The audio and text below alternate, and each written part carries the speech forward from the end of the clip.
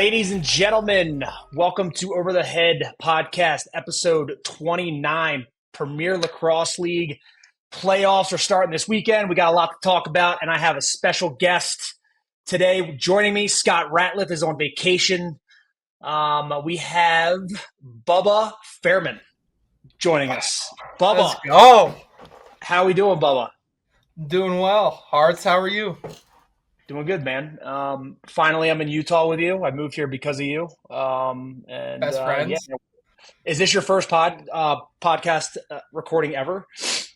Yeah, this actually is. Actually, no, I did one with Paul Carcaterra. So Nice. So how's this year been without playing, man? Let's walk through. Obviously, the Cannons. We don't have to talk too much about the Cannons season this year. Obviously, a little disappointed they didn't make the playoffs, but what was it like? Obviously, you got shoulder surgery in the beginning of the year, and that obviously put you out for the season. But what was it like not playing lacrosse? You've been playing lacrosse your whole life. What was the first year not playing lacrosse like? yeah, I mean, I think it was interesting. I've never had like a season-ending injury. Fortunately, like throughout my time in college, just had a couple hand surgeries, but was always able to play. So I think this year was a little bit tough. It was like trying to navigate not playing lacrosse, but also trying to get healthy. I mean, early season, I think, was kind of a bummer. Like just watching the guys interact on the sideline, watching their games, it was pretty tough. But I think as the year went on, it didn't become easier, but I just kind of became more okay with it. But my main focus, especially since I got my surgery, has just been trying to get this thing better because it's been a nightmare for so long. But finally in a good place with that, and yeah. What are we playing next year? Are we retiring? What's on the dock? You don't have to say. You don't have to break any news if you don't have to. But I know you're probably having those conversations. I know Brian probably really missed having you this past year. The D-Midi stable was good, but obviously you, Ramsey, and I think Goodrich, that would have made a difference for sure. But what's going on with that? How are those conversations going? Well, don't forget my boy Jeff Trainer in that stable, and Kirsty. Jeff Trainer's a no mid, I think. All right, respect that. Yeah, I mean those conversations are being had right now. I won't break any news. I'm gonna go to Ty Zanders first, so I don't want ESPN and Sports Center to pick it up because then they're gonna come knocking and it's gonna be a huge ordeal. But just kind of having these conversations with their coaches as he prepares for the next year, given their season's over. So, yeah, no news yet. Gotcha. What was it like? What is your take on the Cannon season? What happened? Went wrong? Do you have any comments on that? The defense, obviously, they were, I think, second in the league last year when I was coaching you, and then like last season, this past season, they kind of started off hot, and then they kind of, I forget what they ended up with, 1-6 or whatever the final record was. But man, what is your, obviously you were watching, tuning in. What was your take on how they were playing and what went wrong? Dude, I'm not going to dog my boys like that. I mean, you know this. It's hard, like, brand new coaching staff on the ON and the DN. You got a lot of young faces, a lot of veteran guys. So, like, I mean, just you could kind of see it. It didn't seem like they were the most connected that they've ever been. And that's just, like, a lack of chemistry between, the coaches and the players, but also all the new faces out there. And I think you could tell week to week they're kind of scratching some of the guys off the list, off the roster. So like that's also hard. You got to find rhythm with guys practicing on a Friday and then turning around playing the best talent in the world and expecting to be great. So it's hard to get that chemistry when there's a lot of moving parts. But I mean, they still have a lot of core group of Cannons on there. So I think them getting Kilty back will be huge. He is the best. I think them getting rid of Jake Pulver was the best thing for the team. I'm just kidding. Pulves, I love you. But then you got a guy like Marcus who's 40 years old but acts like a 20-year-old when he's on the field throwing backhand. So they got a good core group of guys, and they'll be fine in the future. Yeah. So before we head into the matchups this weekend, let's talk about the MVP race. We got Connor Schellenberger, Michael Sowers, Pat Cavanaugh, Brennan O'Neill. I'd like to hear, kind of your take on who might win that award. And, obviously there's four people that are going for the award, but I kind of have mine whittled down to my top two. But I'd like to hear your take on who your top two guys are. Obviously, all four are very well deserving of the award, but who do you see taking that MVP award home? I mean, all those guys are very, very no good. Terps, no Terps in there. In the first year probably in history ever. I didn't see any Salisbury guys ever in there. Anyways, I mean, I think just given the record of the teams, you got to go Atlas and you got to go Denver. So, I mean, that obviously gives away 3. I mean, Shelley's been averaging a disgusting amount of points every week. So that's my front runner. Love PCAV. I think Brennan O'Neill and that offense is just disgusting. So I'm going to go number 2, Brennan O'Neill. Yeah, that's kind of where I landed. Obviously, Schellenberger, especially the last 3 games. I think the MVP, that race was kind of decided. The last game of the season was Water Dogs versus Atlas, and I think him and Sowers going head to head, and he obviously won that head to head. So for me, it's kind of Schellenberger, and obviously the Outlaws haven't played in felt like a month. That'll be interesting to see how they handle that going into the playoff games. Now they have another week off, but I think they do fly the teams in. So the teams with the byes get to practice, so that's good. They get a weekend together, but that does not simulate on the field like playing in games. So that'll be interesting to see how they come out. But yeah, man, the first matchup this weekend. So we got the Water Dogs versus the Whip Snakes at 4:00 on Saturday in Minneapolis, Minnesota, TCO Stadium, which has always been a good product. There's been a ton of fans. Yeah, sick venue at the Vikings facility. But man, I know you're a Terp guy, but who do you have in this Maryland Whip Snakes versus the Philadelphia Water Dogs? How do you see it shaking out? Like, obviously, both these teams, the Whip Snakes especially, are battling for their lives against the Cannons and beat the Cannons last week. But both teams are 4-6 and kind of evenly matched. And I think the Whip Snakes have a slight advantage in between the pipes. It says that they have a 53.9 save percentage to the 50% that the Water Dogs have. Obviously, they do split their goaltenders. I don't know how that's going to go, if they're going to pick someone or keep splitting. But how do you see this one going, man? I mean, selfishly, I'm gonna use my alliance here, but I'm gonna say the Whip Snakes. I just think Nards is like a game changer. Like, he scores a bunch of goals. He wins every faceoff, gets a ton of ground balls. I think the defense for the Whips is just now starting to kind of click, and I think their offense is like just now starting to get hot too. Like, there seems to be like they're peaking kind of at the right time, and it's not to say anything against the Water Dogs. Like, they got some absolute ball players, but just my allegiance is forcing me to say the Whip Snakes, baby. But I do think it'll be a good game. I think it'll be like a 11-10, maybe like 12-10 game. Whips on top. Yep. So, yeah, it's going to be interesting. Obviously, the Whip Snakes defense finished the first in the league on the defensive side, so that's going to be huge for them going into it. Obviously, the Terps defenses are also always known to play together, and it looks like, the last 2 weeks I've seen, obviously, Ajax, Dunn and Mueller, who are obviously veterans down there, and Ajax Zapatello is, he is who he is and has been dominated ever since he stepped foot in the league. But, those 3 are starting to obviously end of the year going into the playoffs. That unit looks like it's clicking. So, for me, I'm going Whip Snakes in this one too. Playoff Rob Pennell. Rumors are this could be his last year. So you got Playoff Rob coming to TCO.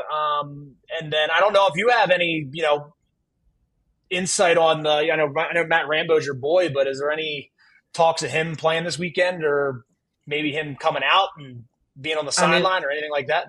I haven't heard a whole lot. I mean, I'm sure Scott Ratliff would probably pull something out right now that's a complete lie, because that's what he does. But, yeah, I haven't heard a whole lot. I don't know, that attack group's just starting to click, and Pennell's playing some of his better lacrosse. I don't know. I mean, that's a good question. And if they bring him out, is he going to play midi? Yeah, it'll be interesting to see that. And then you got on the other side, obviously, Kerr, Sowers, and McCardle. I think Kerr's first time playing attack was last week, and he obviously – the 2 times Jake Taylor got hurt, he went in and had 6 points at attack, and then last weekend at attack I don't know what he had, but he obviously is doing way better than coming out of the midfield because that's his natural position. I'm glad that coaching staff's done that. So, yeah, I think you're on point with the 11-10 score, and it'll be interesting to see, the Water Dogs have, I feel like year after year have had the roster to compete for a championship. Yeah. And sometimes they're just up and down. So, yeah, I think this game is going to be interesting to watch, and I think this could be one of the best ones on the weekend. But moving on to the next one, Chaos versus the Redwoods. Obviously, Anthony Kelly pretty well from being involved in the Hawaii crew. I think you've been going to Hawaii for about 5 years now. Is that correct? About 5? 4-ish. All right. 3, 4. And then the Chaos, right? Carolina Chaos, me and Rad have been pretty outspoken on them. Looking at their roster on paper beginning of the year, the defensive end, they're always solid, right? Blaze Reardon between the pipes, Jared Newman, Jack Rowlett, and, Posey, and then you got Troy Ray, Scott Smith from Hopkins. Their defensive unit is the thing that's going to take them to the championship, in my opinion. But how do you see this game shaping out? Obviously, Anthony Kelly's done a tremendous job with his Redwoods team. They went from literally last year just not being that great to this year getting into the playoffs. So this game for me, it's going to be interesting to see who you just can't bet against Blaze Reardon. I'd be interested to see what your take is on this game heading into this weekend. Yeah, I'm going to have a hot take here. I do think it's very hard to bet against Blaze. He's the best goalie I've ever seen and played with. I just think the Redwoods almost play so unorthodox that they just find a way to beat teams. Ryder Garnsey scoring random one-handed goals with 2 defenders on it. I think it's going to be a low-scoring game. I think it's going to be 8-6, 8-7, but I think the Redwoods are going to come out. I think their midfield is very fast. They can dominate the matchups, and I don't know the Jared Newman Ryder situation or who's going to cover Ryder, but I think that's always a battle. And yeah, that's my hot take. I'm just saying this so I can disagree with you, but I do think there's a good chance. Dude, Anthony Kelly finds a way to win games, and he is those kids are so excited to play. You can just see it when they're running around out there. He has revitalized that team and changed them, and I think he's the reason they have a fighting chance at a big push here. Yeah. I'm going the opposite way on this one. I bet against the Chaos, not last week, but a couple weeks prior, I bet against the Chaos, and I swore I was never going to bet against them again. So I'm going with the Chaos in this one. Obviously, Blaze usually, 16 saves a game he's been averaging, but when the playoffs are here, that's when he really steps up, and he's a competitor. He's a proven winner, and I think you're going to see some of his best lacrosse he's ever played come in this weekend, and he has to, right? I think he has to have around 16 saves, north of 16 saves, if they're going to win this game. And then at the face-off X, obviously TD Ireland going against Inacio. Inacio, I think he has a slight edge leading the league in face-off percentage, but TD Ireland and him, that's going to be a good thing to key in on and pay attention to, because whoever wins that, obviously the Redwoods, the more times they have the ball, the better, because you're going to put a lot of shots on cage against Blaze if you're going to win this game. So I'm going Blaze Reardon in this one, and then the Chaos to win that one. So I think we both had Whip Snakes, and then we went opposites on that one. Yep. So looking ahead, so you have the Redwoods. So Redwoods versus the Outlaws, and then it would be the Whip Snakes versus the Atlas. Let's go into the Atlas versus the Whip Snakes games first. Who do you got in that one? Got to go with my dogs, the Whips. Again? Just hear me out. Hear me out. You have the number 1 defense. That's all you need. Their goalie's good enough. They're winning a ton of faceoffs. They'll get plenty of opportunities. I think if they can shoot well, and if they get prime playoff Rob Pennell, difference maker. Yeah. I do think Shelley's obviously disgusting, and they got Teeter, but I think matchup wise, that's the Whip Snakes cover pretty well on paper. Again, on paper, but so I think Whips. This is going to be a 16-13. We're going high here. High here. Yeah, 16-13. 16-13. Yeah, this one's going to be interesting. I actually kind of hope, our predictions right. The Whip Snakes do win to go play the Atlas because you guys remember, the game last year, the semifinal game where Levi Anderson scored the game-winning goal in overtime. It was just an absolute insane game.